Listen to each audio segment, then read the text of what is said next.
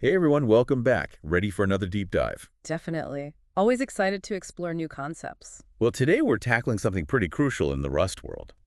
Rust lifetimes. Ah, yes. Lifetimes. A cornerstone of Rust's safety and performance. They can seem a bit intimidating at first glance though, right? I can understand that. But once you grasp the core idea, it all clicks. So for those hearing about this for the first time, how would you explain the essence of Rust lifetimes? Hmm. Well, imagine you're lending a book to a friend, but they move away before giving it back. Oh no, classic dilemma. You're left with a bookmark pointing to a book that's vanished into thin air. A phantom book. So how does this relate to coding? In coding, that's called a dangling reference. And in Rust, lifetimes are like a safeguard against these scenarios. Like a safety net for our code. Precisely. And our deep dive today is based on a recent Medium article, Why Lifetimes, by Anotations. Published just this month, so it's fresh off the press. All right, so dangling references are bad news.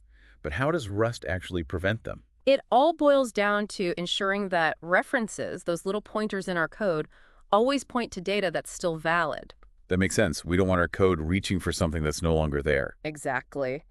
And unlike languages with garbage collection, Rust doesn't have a background process constantly cleaning up memory. So Rust takes a more proactive approach. Absolutely. It's all about making those memory management decisions explicit in the code itself. Okay, that makes sense. But I've heard some developers say that lifetimes can make Rust code more complex. Is that trade-off worth it? Well, it's true that lifetimes require some upfront thinking, but the payoff is immense in terms of safety and performance.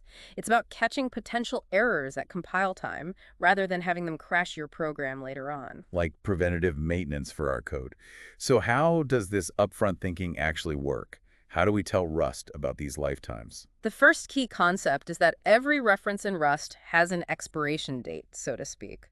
The compiler constantly checks if the data a reference points to is still valid before allowing you to use it. So it's like Rust is constantly whispering, is this reference safe to use right now? Ah, that's a great way to put it.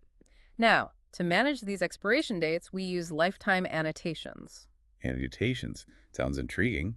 What are those exactly? Think of them as little notes we add to our code, not to specify exact durations, but to define relationships between different pieces of data. Relationships. Okay, now you've got me curious. Let's say you have two pieces of data, and one needs to exist at least as long as the other. Lifetime annotations describe these relationships. I see. So it's not about giving an exact time, but more like saying, this data will outlive that data. Precisely. And this is where things get really interesting. All right, I'm ready for the interesting part.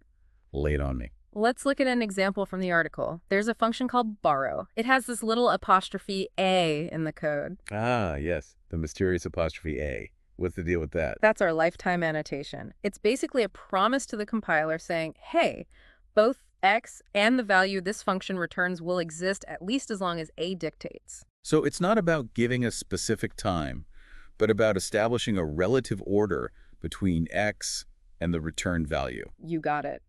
It's about ensuring that a reference doesn't outlive the data it points to, preventing those nasty dangling references we talked about earlier. Makes sense. So this acts like a sort of contract between different parts of the code. But how does this all play out when we're dealing with more complex structures, like structs in Rust? That's a great question. Structs in Rust can hold references, which means we need to tell the compiler who's responsible for the lifespan of that borrowed data. Because a struct could have references pointing to all sorts of different data with different lifespans. Exactly. And if we're not careful, we could end up with those dangling references again. Right, back to those phantom books. The article uses a great example to illustrate this. A fiction librarian struct. Okay, a librarian. I'm listening. Imagine this librarian recommends books but doesn't actually store entire copies. They just borrow titles, kind of like a curator pointing to the good stuff. So it's about efficient memory usage. The librarian doesn't need to hoard all the books themselves. Exactly. And this is where lifetimes become crucial for managing that memory efficiently. All right, so how do lifetimes fit into this librarian scenario? Well, the A lifetime annotation in this example ensures that all the borrowed book titles outlive the fiction librarian instance itself. It's a guarantee that prevents those dreaded dangling references. So it's like Rust is making sure no one runs off with a library book while the librarian isn't looking. Haha, exactly. It's all about keeping things organized and preventing those memory mishaps. Clever. But I'm curious, Do we always have to spell out these lifetime relationships with annotations? It seems like it could get pretty tedious. That's a great question, and thankfully the answer is no. Rust has a fantastic feature called lifetime elision. Elision. Sounds like some fancy coding magic. In a way, it is. The compiler is smart enough to infer lifetimes in many common cases, so we don't have to write them out explicitly. Oh, that's a relief. So Rust can be our helpful code companion, filling in the blanks when things are obvious. Exactly. It's all about making our lives as developers easier without sacrificing safety and performance. I like the sound of that. So when does this lifetime magic happen? When can Rust just figure things out on its own? Well, let's look at another example from the article. The first word function. Notice how there are no explicit lifetime annotations. Let me see. Nope, I don't see any apostrophe A's in there. That's because Rust automatically figures out that the return reference to the first word can't possibly outlive the original string slice it came from. So it's a logical deduction. The first word can't exist without the whole string. Exactly. And this is where Rust's design really shines. It takes care of these low-level details so we can focus on the bigger picture. That's awesome. It's like having a superpowered code assistant looking over our shoulder. Okay, so we've talked about these regular lifetimes, but I know there's a special one called static. What makes it so unique? Static is a lifetime for data that lives as long as your entire program runs. Think of things like constant values or string literals embedded in your code. So if most data is like borrowing a library book, static data is like owning that book outright, right? It's always there on your shelf. That's a great analogy, and the article provides a good example. A quote variable. Right, I remember that. Yeah. So how does static apply to that quote? The static lifetime tells the compiler that this specific string, the quote, will always be available no matter what happens in the program. So it's like that quote is permanently etched into the fabric of our code. Precisely. And this makes static data incredibly useful for things like error messages or configuration settings that need to be accessed throughout your program's execution. I see. That's like the bedrock of our application. Mhm. Always there, always reliable. Exactly. And that's the beauty of Rust lifetimes. They provide these guarantees that make our code safer and more robust. Well, this has been a fantastic introduction to the world of Rust lifetimes.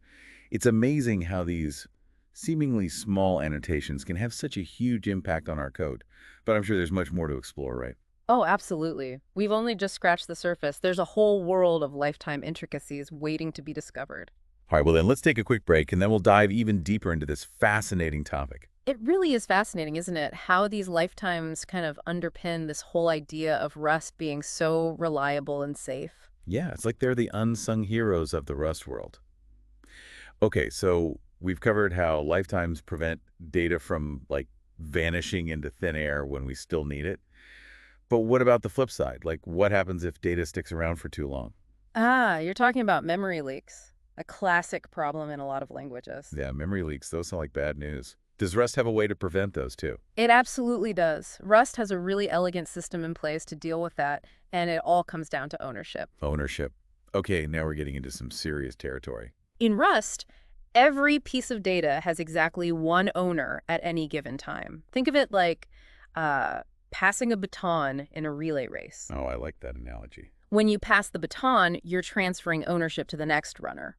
So it's not just about knowing when data expires. It's about clearly defining who's responsible for that data throughout its life. Exactly. And when the owner goes out of scope, meaning it's no longer needed, Rust automatically deallocates the memory associated with that data. So it's like automatic cleanup, no more memory leaks cluttering up our code. Precisely. Rust handles the cleanup for us without needing a garbage collector running in the background. That's pretty slick. It's like having a self-cleaning oven. No need to scrub away burnt bits later.